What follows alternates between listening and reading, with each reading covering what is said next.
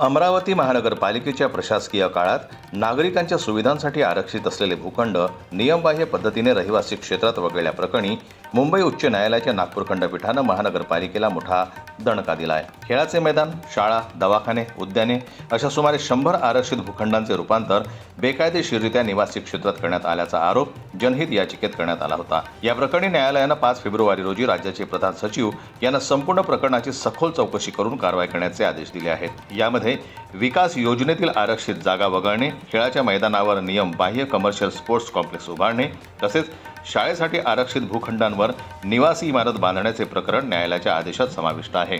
या निर्णयामुळे अमरावतीमधील नगररचना आणि नियमबाह्य कारभारावर कठोर कारवाई होण्याची शक्यता वर्तवण्यात येत आहे। जनमत लाईव्ह न्यूज करता गजानन जिरापूर यांची रिपोर्ट, अमरावती। मराठी बातम्यांसाठी जनमत लाईव्हला लाईक करा, सबस्क्राईब करा आणि बेल आयकॉनला दाबायला विसरू नका।